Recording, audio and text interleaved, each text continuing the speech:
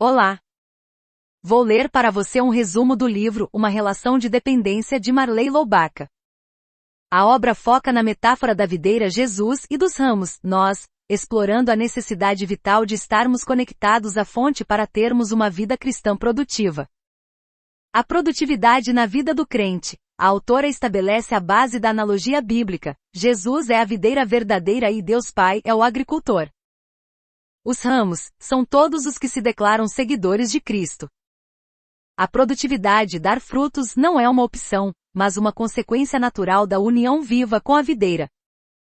Deus é o lavrador que cuida dos ramos para que produzam.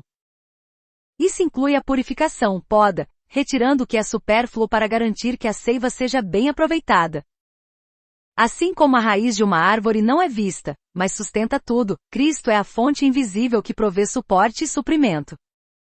O crente por si só é fraco, mas frutifica quando sustentado por essa seiva divina. Ramo produtivo ou ramo improdutivo, o foco é o julgamento e o cuidado do lavrador sobre os tipos de ramos. Por causa do perigo que há com os brotos, devem ter alerta sobre brotos como o orgulho ou experiências negativas que crescem rápido na haste, mas não dão frutos e roubam a seiva dos ramos produtivos. Deus remove ramos improdutivos ou corrige os produtivos através de disciplina da igreja, para tratar pecados e evitar a contaminação do grupo. 2. Provas e tribulações. Momentos que revelam o que está escondido no coração, ganância ou falta de amor. 3. Poda santificadora, Deus retira ídolos ou afetos que nos impedem de ser úteis. A palavra é a ferramenta que Deus usa para a poda, a sua palavra. A espada de 2 gumes, a palavra é descrita como uma ferramenta afiada que penetra no íntimo, separando alma e espírito. Ela não é conivente com pecados discretos como a malícia ou orgulho oculto. Dissecação crítica, a palavra revela a vileza de princípios maus e fins egoístas, fazendo com que o pecador veja o seu interior real e sinta a necessidade de arrependimento e dependência da graça. Nenhum ramo pode dar fruto por si só. Aqui entendemos a impossibilidade da autossuficiência. Assim como Paulo em Gálatas capítulo 2 versículo 20, o crente morre para si mesmo para que Cristo viva nele. A vida cristã é uma vida em total dependência. A seiva que flui da videira é o Espírito Santo.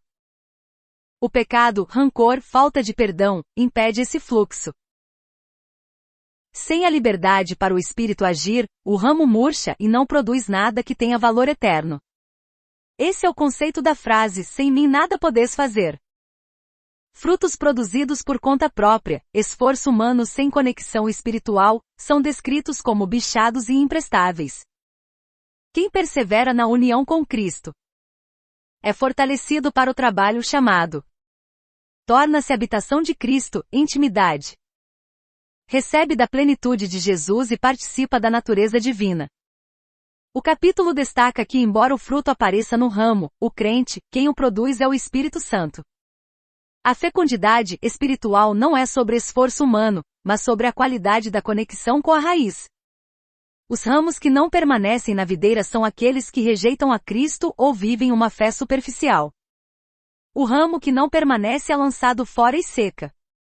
A autora destaca que isso serve de alerta para os hipócritas que fingem estar em Cristo, e apóstatas que abandonam a fé.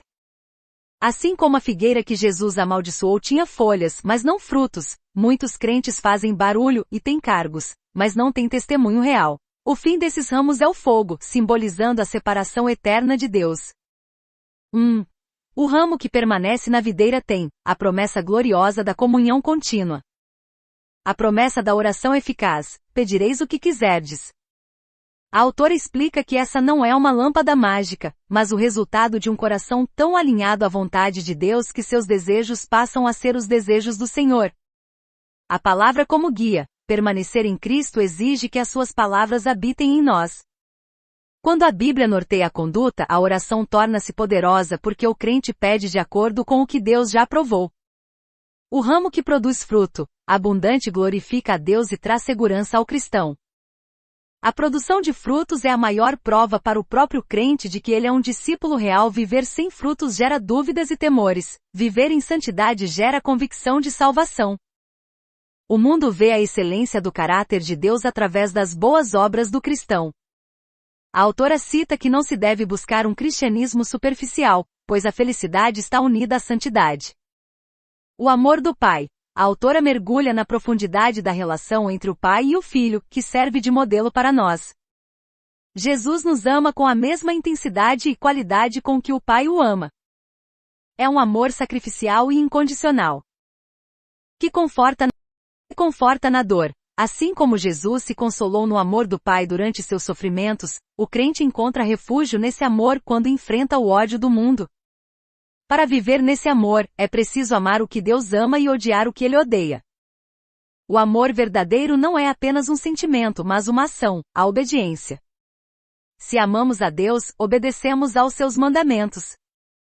A autora usa o exemplo do rei Saul para mostrar que obedecer é melhor do que sacrificar. 1 Samuel capítulo 15 versículo 22. Temos a mente de Cristo. Jesus é o exemplo supremo de obediência humilde. Seguir seus passos significa submeter nossa vontade à de Deus, escondendo a palavra no coração para não pecar contra Ele. O livro reforça que a nossa produtividade e segurança dependem totalmente de uma vida de oração, obediência e imersão na palavra.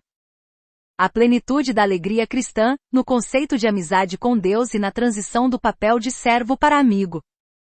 A alegria cristã não depende de circunstâncias externas, mas da presença de Cristo. Enquanto o mundo busca prazeres passageiros, a alegria de Jesus é constante, mesmo em meio à dor. Jesus ensinou sobre a videira para que a nossa alegria fosse completa. Essa plenitude vem da certeza de que somos amados e de que nossa vida tem um propósito eterno. O amor uns pelos outros. O amor ao próximo não é uma sugestão, mas um mandamento central para quem está ligado à videira. Não podemos dizer que amamos a Deus que não vemos se não amamos nosso irmão que vemos. O amor sacrificial de Jesus é o padrão. Devemos estar dispostos a dar a vida seja em tempo, recursos ou perdão pelos outros. Como ramos da mesma videira, os cristãos compartilham a mesma seiva e por isso devem viver em harmonia. Ninguém tem maior amor do que este. A maior prova de amor foi Jesus dar a sua vida por seus amigos. Jesus, sendo Deus, humilhou-se até a morte para que pudéssemos ser reconciliados com o Pai. Esse amor deve nos constranger a viver de forma santa e dedicada a Ele. Ser amigos de Deus, temos o privilégio da amizade com o Criador, mas há uma condição. Jesus diz: vós sois meus amigos, se fazeis o que eu vos mando. A amizade com Deus exige lealdade e obediência. Ser amigo de Deus significa ter o coração aberto para ouvir seus segredos e planos, algo que só é possível através de uma vida de oração e leitura constante da Bíblia. Já não vos chamo servos, mas amigos. Aqui tem uma mudança de status do crente perante Deus. O servo apenas cumpre ordem sem entender o propósito. O amigo conhece as intenções e o coração do mestre. Jesus compartilha conosco o que ouviu do Pai. Essa transição para amigos mostra a dignidade e a confiança que Deus deposita naqueles que escolhem segui-lo fielmente. Vemos aqui a responsabilidade da nossa escolha e o impacto de estarmos no mundo. A soberania de Deus na nossa escolha, o propósito do nosso chamado e o alerta sobre a resistência que o mundo oferece ao cristão. Não fostes vós que me escolhestes a mim. Aqui percebemos que por conta própria não podemos ser salvos, mas por iniciativa divina. A iniciativa é de Deus. Nenhum ser humano, por conta própria, buscaria a Deus. Foi Jesus quem nos escolheu e nos plantou na videira. Saber que fomos escolhidos por graça deve nos livrar de qualquer orgulho espiritual. Não somos ramos por mérito, mas por misericórdia. Isso tem como propósito a santidade. Ser escolhido significa ser retirado do sistema de valores do mundo para viver sob os valores do reino. A escolha de Deus traz consigo uma responsabilidade: viver de forma que honre aquele que nos chamou das trevas para a sua luz. Para que vades e deis fruto na ação e no movimento da vida cristã temos. O id, o cristão não deve ser estático. Ir significa testemunhar em todas as esferas da vida: família, trabalho, sociedade. 2 frutos que permanecem, a diferencia de sucessos temporários de frutos eternos.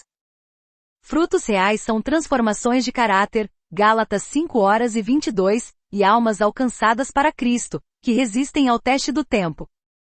3. Tudo quanto pedirdes ao Pai em meu nome podemos entender. Em meu nome, não é uma fórmula mágica, mas significa pedir com a autoridade de Cristo e em conformidade com o que ele pediria. Garantia de resposta. Quando o ramo está produzindo frutos e pede recursos para continuar produzindo, o Pai, o lavrador, tem prazer em atender, pois isso resulta em mais glória para a videira. Se o mundo vos odeia, aqui tem uma alerta sobre o sofrimento e a perseguição. Incompatibilidade. Se estamos unidos a Cristo, é natural que o sistema do mundo nos rejeite, assim como rejeitou a ele. O ódio mencionado pode vir em forma de deboche, exclusão ou perseguição direta. Ser odiado pelo mundo por causa de Jesus é, na verdade, uma confirmação de que pertencemos a ele. O ramo não pode esperar tratamento melhor do que a própria videira recebeu. Se vós fosseis do mundo, a nossa identidade é espiritual. Somos cidadãos do céu, o mundo ama o que lhe é próprio. Quando o cristão começa a viver os valores de Cristo, ele se torna um estrangeiro na terra. Se um cristão é excessivamente paparicado e aceito pelo sistema mundano, ele deve se preocupar, pois isso pode indicar que ele perdeu sua identidade de ramo, e se misturou ao mato. Lembrai-vos da palavra que eu vos disse, aqui Jesus volta ao foco na preparação psicológica e espiritual para a resistência. Que são elas? O servo não é maior que o Senhor. Se Jesus foi perseguido, seus seguidores também serão. A teologia da prosperidade sem sofrimento é falsa. A verdadeira vida cristã envolve carregar a cruz. 2. Conhecimento é proteção. Lembrar das palavras de Jesus nos impede de sermos pegos de surpresa pelas crises e nos dá força para perseverar. 3. O fim da ignorância. A vinda de Jesus tirou qualquer desculpa da humanidade. Antes de Cristo, o pecado era uma condição. Após sua vinda e pregação, o pecado torna-se uma rebelião consciente contra a luz. 4. O pecado de rejeição. A maior condenação não é apenas pelas falhas morais, mas pela rejeição deliberada da salvação oferecida também pela videira verdadeira. Na descrição e gostaria Aquele de que ver me sua odeia, resposta odeia aqui no também a meu comentário. Pai. Compartilha e escreva no canal. Teísmo verso. Cristianismo. Muitas pessoas dizem crer em Deus, mas rejeitam Jesus. É impossível ter um relacionamento com o Pai ignorando o Filho. O ódio a Cristo é, essencialmente, um ódio ao próprio Deus que o enviou. 2. Obras incontestáveis. Jesus realizou milagres que ninguém mais fez, deixando o mundo sem argumentos para sua incredulidade. Mas quando vier o Consolador, o foco se volta para a promessa do Espírito Santo. O advogado. No meio do ódio do mundo não estamos sozinhos. O Paracletos Consolador, advogado, é enviado para nos sustentar, defender e dar paz. 2.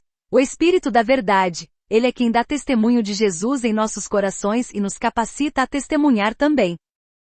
Sem o Espírito Santo, o ramo seca e perde a coragem de enfrentar as oposições. E vós também testemunhareis. Aqui temos a parceria entre o cristão e o Espírito Santo na missão de anunciar o Evangelho.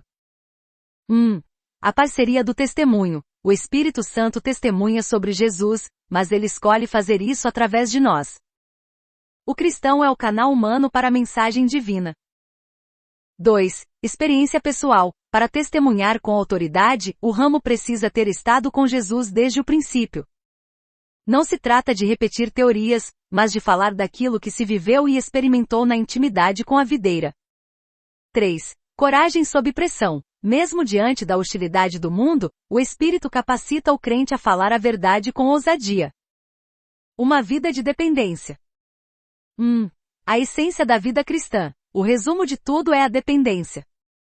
Assim como um ramo não tem vida própria fora do tronco, o cristão não tem espiritualidade real fora de Cristo. 2. O ciclo da videira. O livro termina reforçando que o objetivo final de Deus é a sua própria glória, manifestada através de ramos que aceitam a poda, permanecem no amor, obedecem aos mandamentos e produzem frutos abundantes. Você está apenas perto da videira ou está realmente enxertado nela? A vida plena só acontece quando reconhecemos que sem Ele nada podemos fazer. Aqui temos um pequeno resumo do livro Uma Relação de Dependência de Marley Loubach. Se você desejar ouvir a obra completa, clique no link na descrição. Também vou deixar um quiz na descrição e gostaria de ver sua resposta aqui no comentário. Compartilha e inscreva no canal.